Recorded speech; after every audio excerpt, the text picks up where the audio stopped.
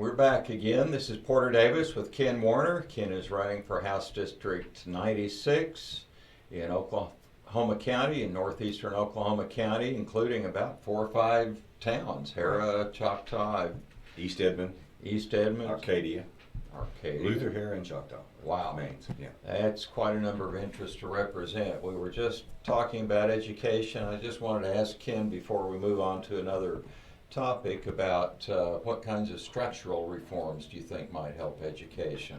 Well, one is it would be great if we can get smaller classrooms. That's one of the things. And I mean, there are places around, Bethany schools, in the Bethany School District itself, they have smaller classrooms and teachers are well paid there, just like most everywhere else now. But smaller classrooms would help. But I also think, it's got to be a parental choice. It's got to be market driven. You ought to be able to send your children to school where you think they'll get the most benefit. If that's charter, if it's private, if it's something like Epic or any of those, I think that's fine. And I think they're trying to improve Oklahoma City public schools, Edmond public schools. Doesn't make any difference which they are. And then of course you always get into the discussion with a lot of people, is about whether they should consolidate or not consolidate.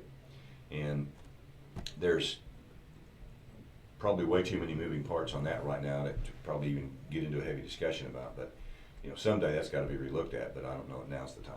Yeah, well, that's good. Educational choice, from everything I've studied for over 30 years, educational choice is the foundational element we have to add to improving education in Oklahoma. You mentioned another subject that's near to me, criminal justice reform. That has a number of aspects. How did you get interested in criminal justice reform, and what are some of the top issues within that topic that concern you? Well, I have a number of friends who are currently working within criminal justice, one, and two, who are trying to help get reforms, and they're trying to help people coming out of prison, out of addiction, those kinds of things. And so there's a lot of work going on there. And so I've had some pretty healthy discussions with those. And there's some places, some churches that I have attended where they're doing a lot of great work, who have homes for people coming out of prison, both men and women, to get them into a home, get them back into structure, and how to take interviews and get them set back up to re-enter the workplace, re-enter life in general. So I'm really interested in that. One of the things that I'm dead set on trying to fix is that, there are certain abuse laws, there are certain things out there where people get arrested and they go to jail and they wind up losing their jobs, they get heavy fines, and now that person comes out of prison, their family's now broken up, they have no jobs, and they've got to find a way, because those fines don't go away, and they've got to find a way to pay those fines. And some of those, for one example, I know of a guy who was jailed in Oklahoma City, in jail there, and his fines were, I don't know, $400 a week or some number like that, who gets out and goes on. Of course, he's trying to find a job and pay those fines. In the meantime, he gets arrested, I believe, in Ponca City, and gets thrown in that system up there, and the fines up there are like $4,000. So now you just got this guy who's now been incarcerated twice, who has a heavy amount of fines to pay, that has no way to pay him at all. So my point to all that long-winded discussion there was that we need to find ways, when somebody gets picked up for these offenses that quite frankly, do not need to be jailed. It's fine if they break the law. It's not fine if they break the law, but if they break the law, and they're, especially you see families that get broken up. The daddy goes to jail, mama goes to jail, kids are left in the foster system or other places.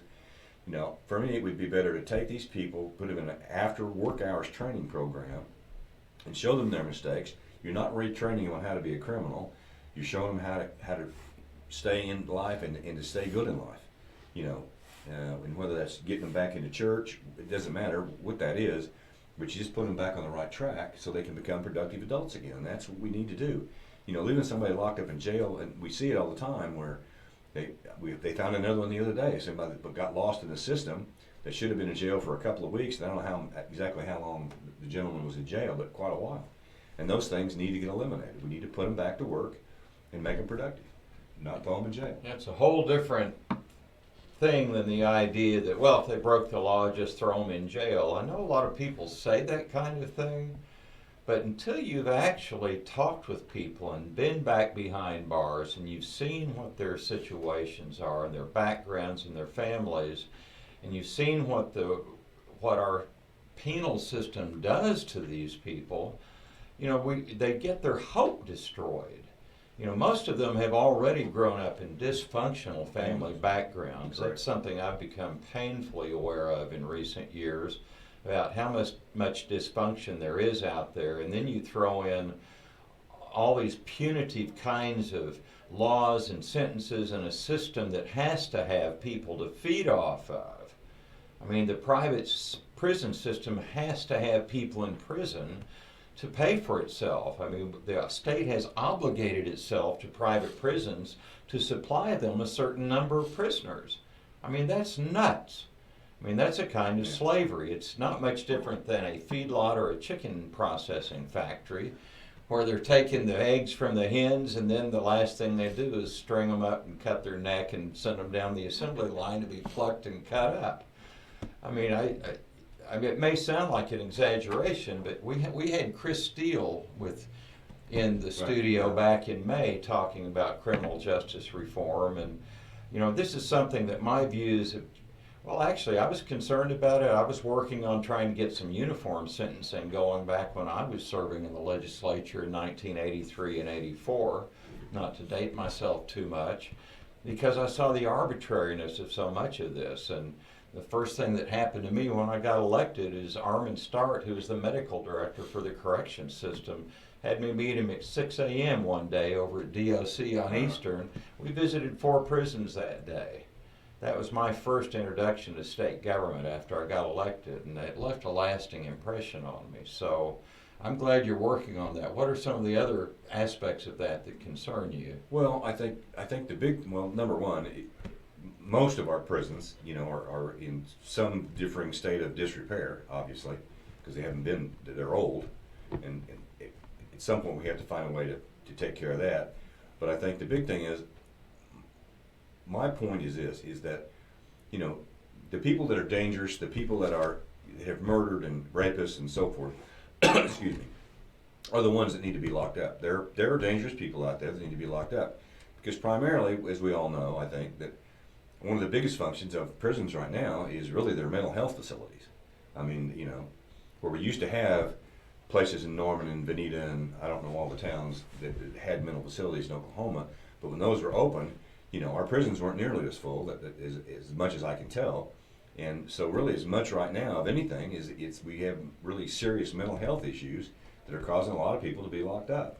And as we've seen with all the craziness that has gone on across America, with those kind of things, it's obvious there is a mental health issue in the United States of America right now. So we've got to address all those. And I realize that's a mouthful, and it's an awful lot to try to do, even for a state legislature, Senate and House.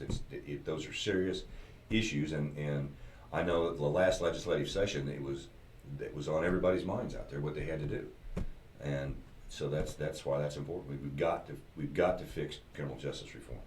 And politics can't fix it all. Politics can only do certain things. I mean, the dysfunction we're facing right now is just part of the larger issue, as I see, of societal collapse, cultural collapse. A scripture I've thought a whole lot about lately is in Proverbs 11:3-4, I believe it is. If the foundations are destroyed, what shall the righteous do? And we look at our country, and the foundations have been destroyed. This country was founded clearly on a basic Christian classical liberal worldview and legal system. We had strong social infrastructure when we were founded. I mean, you had to have the social infrastructure. People landed and had to survive, so families had to stick together and be strong. As you got a cluster of families, you had neighborhoods that had to be strong. And as you got bigger, you had town meetings where you had people talk about government and representative government and what are the issues around them. We don't have that kind of social infrastructure today. And so we're basically trying to rebuild on a collapsing foundation. Right. With that, we will be back in just a minute or two.